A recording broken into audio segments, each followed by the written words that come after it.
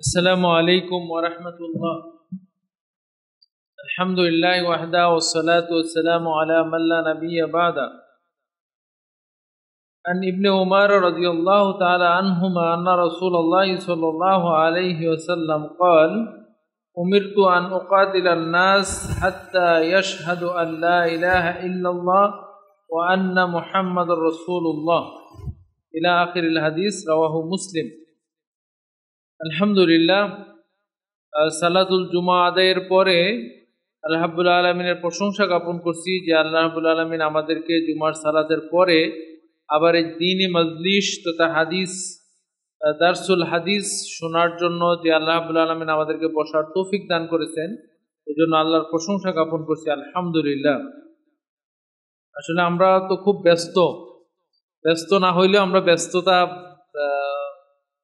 ভাব দেখাই বা ব্যস্ততা অনুভব করি, ওই জন্য আলহামদুলিল্লাহ আমরা অনেকেই বসতে পারি না। কিন্তু যাদেরকে আল্লাহ রাব্বুল আলামিন বসার তৌফিক দান করেছেন, আল্লাহ রাব্বুল আলামিন যেন আমাদেরকে জাযায়ে খায়ের দান করেন, আমরা আল্লাহর কাছে সেই প্রার্থনা করি। আজকের যে হাদিসটা খুব প্রসিদ্ধ একটা হাদিসের বর্ণনাকারী হলো ইবনে ওমর রাদিয়াল্লাহু তাআলা আনহুমা। ওমর রাদিয়াল্লাহু তাআলা আনহুর ছেলে আব্দুল্লাহ ইবনে ওমর, যারা সর্বাধিক হাদিস বর্ণনা করেছেন তাদের মধ্যে তিনি একজন। আবু হুরায়রা রাদিয়াল্লাহু তাআলা আনহুর পরে তিনি একজন, আব্দুল্লাহ ইবনে ওমর রাদিয়াল্লাহু তাআলা আনহু। এবং রাসূল সাল্লাল্লাহু আলাইহি ওয়াসাল্লামের সবচেয়ে বেশি সুন্নাতের অনুসরণ তিনি করতেন।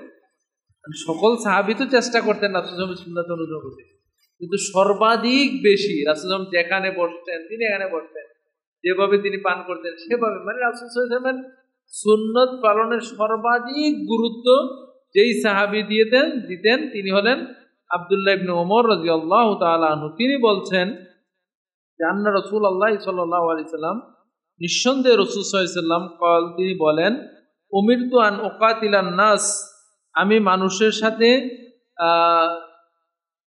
যুদ্ধ করতে আদিষ্ট হয়েছি, আদেশ দেওয়া হয়েছে আমাকে, অতক্ষণ পর্যন্ত হাত্তা ইয়াশহাদ আল্লা ইলাহা ইল্লাল্লাহ, যতক্ষণ না মানুষ এই সাক্ষ্য দেয় যে আল্লাহ ছাড়া কোনো সত্যিকারের ইলাহ নেই, ওয়া আন্না মুহাম্মাদার রাসূলুল্লাহ, এবং মুহাম্মদ সাল্লাল্লাহু আলাইহি সাল্লাম আল্লাহর রাসূল, এই সাক্ষ্য যতক্ষণ না দিবে ততক্ষণ পর্যন্ত আমি তাদের সাথে যুদ্ধ করতে, কিতাল করতে আদিষ্ট হয়েছি। ওয়া ইউকিমাস সালাত, এবং সালাত যতক্ষণ আদায় না করবে, ওয়া ইতাউজ যাকাত, এবং যাকাত যতক্ষণ না দিবে ততক্ষণ আমি যুদ্ধ করতে আদিষ্ট হয়েছি।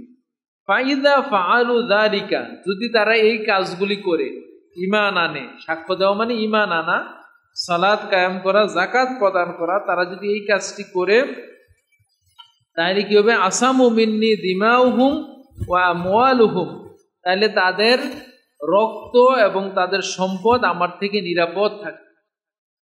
ইল্লা বিহাক্কিল ইসলাম, তবে ইসলামের হক যদি সে নষ্ট করে তাহলে সেটা ভিন্ন কথা। ওয়া হিসাবুহুম আলাল্লাহ, আর তাদের মূল যে হিসাব, প্রকৃত যে হিসাব, আসল হিসাব হলে আল্লাহর সাথে। এটা হলো সংক্ষিপ্ত হাদিস বা পুরোপুরি হাদিস। এটা সহিহ বুখারী এবং সহিহ মুসলিমের মধ্যে হাদিসটা ঈমানের অধ্যায়ে ৬০০ কিতাবে এসেছে, এবং ইমাম নববী রহমতুল্লাহ আলাইহি তার যে হাদিসে আরবাইন কিতাবের মধ্যে তিনি সংকলন করেছেন। সম্মানিত উপস্থিতি, এখানে যে এই বিষয়টা বলা হয়েছে সেটা হলো যে রাসূল সাল্লাল্লাহু আলাইহি সাল্লামকে যে আল্লাহ রাব্বুল আলামিন পাঠিয়েছেন, সেটা পাঠানোর উদ্দেশ্য হলো যে মানুষের ইবাদত থেকে মুক্ত করে আল্লাহর ইবাদতের দিকে নিয়ে আসা তথা ঈমান গ্রহণ করা, ইসলামের বিধিবিধানের দিকে মানুষকে আহ্বান করা, এবং ইসলাম পালনের পরে সালাত এবং যাকাত গুরুত্বপূর্ণ দুইটা বাহ্যিক ইবাদত। ঈমান হলো আন্তরিক, আর ঈমানের যে বহিঃপ্রকাশ পায় সেটা হলো ইবাদতের মাধ্যমে। তার মধ্যে সালাত এবং যাকাতের কথা বলা হয়েছে। এইগুলি যদি কেউ পালন না করে তাহলে রাসূল সাল্লাল্লাহু আলাইহি ওয়াসাল্লামকে আল্লাহ আদেশ দিয়েছেন কি? তাদের সাথে যুদ্ধ করার জন্য, তাদের সাথে লড়াই করার জন্য।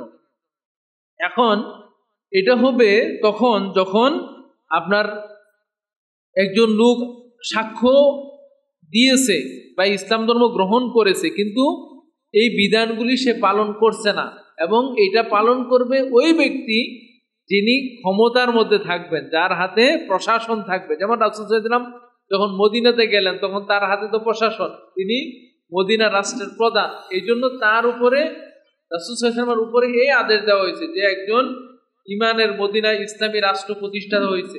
ইসলামী রাষ্ট্র প্রতিষ্ঠা হওয়ার পরে কেউ যদি সাক্ষ্য না দেয়, তবে এখন তাহলে কি অমুসলিমরা থাকতে পারবে না? পারবে, তখন তারা তাদের শর্তে থাকবে। কিন্তু কেউ মুসলিম হলো, মুসলিম হওয়ার পরে সে যদি ইসলাম ধর্ম ত্যাগ করে, অথবা মুসলিম আছে কিন্তু সে সালাত আদায় করতেছে না, যাকাত দিতেছে না, তখন ইসলামী সরকার তার এই প্রজাদের উপরে এই বিধানটা পালন করতে পারবে, তাদের বিরুদ্ধে যুদ্ধ করতে পারবে, যেটা আবু বকর রাদিয়াল্লাহু তাআলা আনহু করেছিলেন। আপনারা জানেন যে তিনি যখন খলিফা হলেন, হওয়ার পরে তখন একদল লোক যাকাত দিতে, যাকাত জমা করতে অস্বীকৃত করছে।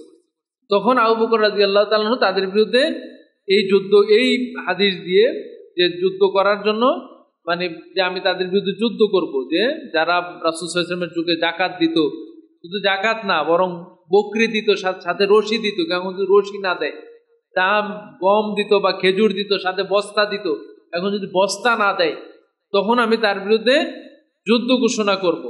তাইলে এই বিষয়টা হলো যে কোনো মুসলিম রাষ্ট্রের অধীনে যদি কোনো মুসলমান থাকে এবং তারা যদি ইসলামকে ত্যাগ করে, সালাত সঠিকভাবে পালন না করে, যাকাত দিতে অস্বীকার করে, তখন ইসলামী সরকার বা তার যে অধীনস্থ যারা থাকবে বা তাদের যে বাহিনী থাকবে, তারা ওদের বিরুদ্ধে যুদ্ধ ঘোষণা করতে পারবে। কিন্তু অমুসলিম যারা থাকবে তারা ইসলামী রাষ্ট্রের বিধান অনুযায়ী জিজিয়া কর দিয়ে বিধান মেনে চলে তারা তাদের মতো চলবে। কেউ যদি, কারণ ইসলামের জবরদস্তি নাই যে আপনি ইসলাম ধর্ম গ্রহণই করতে হবে, থাকতেই হবে, অমুসলিম কেউ থাকতে পারবে না, বিধানটা ওইরকম নাই। কারণ কিন্তু ইসলাম ধর্ম যদি আপনি গ্রহণ করছেন তখন আপনি মোরতাদ হয়ে যেতে পারবেন না। কারণ 3 ব্যক্তির রক্ত হালাল। তার মধ্যে এক ব্যক্তি হলো কেউ যদি অন্যকে হত্যা করে, একজন যদি আরেকজনকে হত্যা করে তাহলে আরেকজনের উপর রক্ত হালাল। 2 নম্বর হলো যদি কোনো বিবাহিত পুরুষ বা নারী যদি জেনা করে তাহলে তার রক্ত হালাল, মানে তাকে হত্যা করা যাবে। আর 3 নম্বর হলো যিনি মুরতাদ হয়ে যাবে, ধর্মত্যাগ করে যাবে। তো এই বিষয়গুলি তাইলে রাসূল সাল্লাল্লাহু আলাইহি ওয়াসাল্লামকে আদেশ দিয়েছেন, মানে যুগে যুগে যারাই ইসলামী ক্ষমতা নিবে বা যারা ইসলামী রাষ্ট্র যেখানেই প্রতিষ্ঠা হবে তাদের উপরে এগুলি দায়িত্ব। তারপরে রাসূল সাল্লাল্লাহু আলাইহি ওয়াসাল্লাম যেটা বলছেন, ফাইদা ফাআলু যালিকা, তারা যদি এগুলি করে, কেউ ঈমান আনে, তারপর সালাত কায়েম করে, যাকাত দেয়, আসামু মিন্নি দিমাউহুম ওয়া আমওয়ালুহুম, তার সম্পদ এবং তার যে রক্ত এটা সে নিরাপদ করে নিল।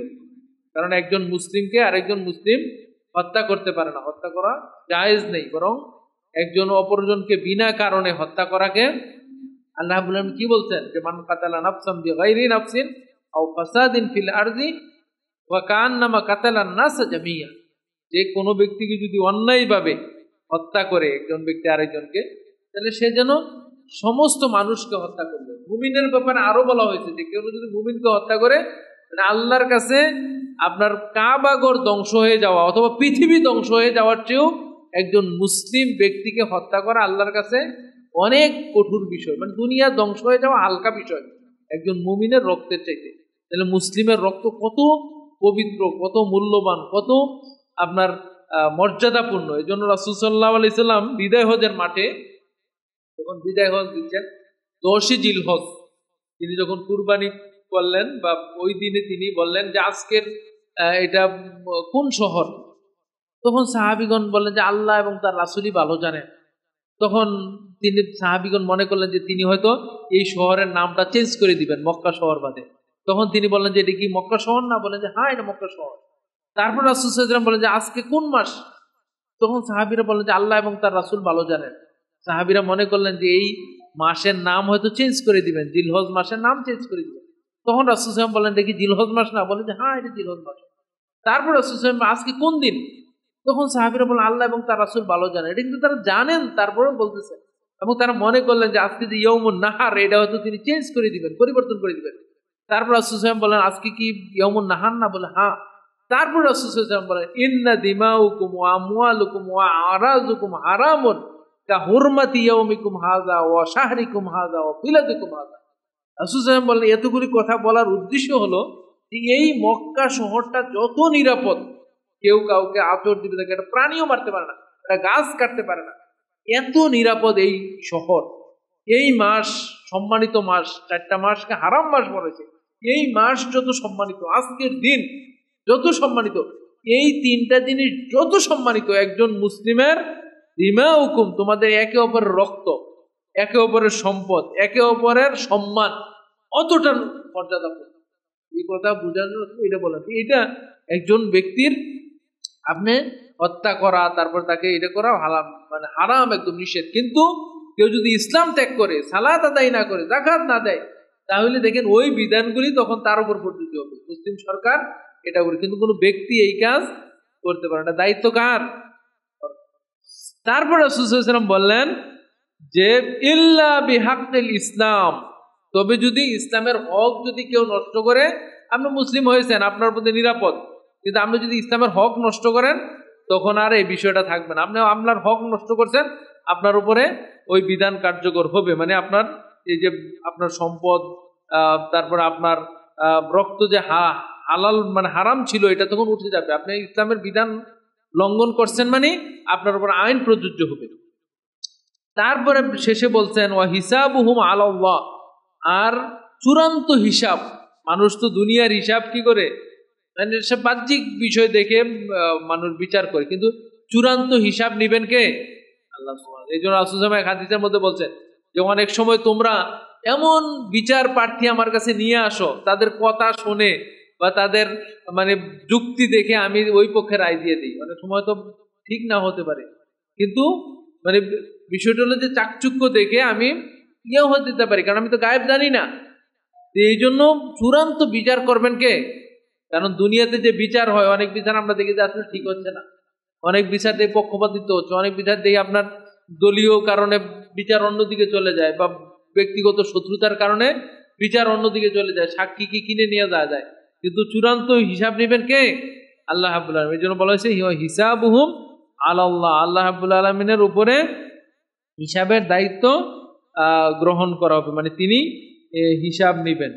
তো আল্লাহ রাব্বুল আলামিন আমাদেরকে এই হাদিস থেকে যেটা শিখলাম যে একজন মুসলিমের রক্ত এবং তার সম্পদ এটা খুব পবিত্র জিনিস, কিন্তু ঈমান যদি না আনে, ঈমান যদি ত্যাগ করে, তাহলে এটা আর পবিত্র থাকে না। ঈমানের কারণে আপনার সম্মান, ঈমানের কারণে আপনার মর্যাদা, ঈমানের কারণে আপনার রক্ত হারাম, ঈমানের কারণে আপনার সম্পদ অন্যজন গ্রাস করতে পারে না, হারাম তার জন্য। আপনার চরিত্র নিয়ে আপনার নামে গীবত করা, কুৎসহ করা, এগুলি করতে পারবে না। কারণ কি? আপনি মুমিন।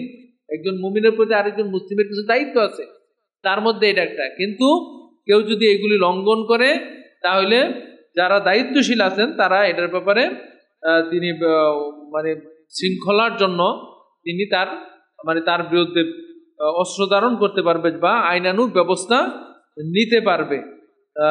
তো আল্লাহ রাব্বুল আলামিন আমাদেরকে হাদিস বোঝার এবং সর্বক্ষেত্রে আল্লাহ রাব্বুল আলামিনের বিধি বিধান মেনে চলা এবং ঈমানকে সংরক্ষণ করা, ঈমানের উপরে টিকে থাকা এবং ঈমানের উপরে ইন্তেকাল করা, ওয়ালা তামুতুন্না ইল্লা ওয়া আনতুম মুসলিমুন, যাতে মুসলিম হয়ে আমরা ইন্তেকাল করতে পারি, মৃত্যুবরণ করতে পারি। আল্লাহ রাব্বুল আলামিন আমাদেরকে সেই তৌফিক দান করুক, এবং এই যে হাদিস থেকে যাতে আমরা শিক্ষা নিয়ে আমাদের জীবন পরিচালনা করতে পারি, আল্লাহ রাব্বুল আলামিন আমাদেরকে সেই তৌফিক দান করুক। আযা সাল্লাল্লাহু আলা নবিয়িনা মুহাম্মদ ওয়া আলা আলিহি ওয়া সাহবিহি আজমাইন।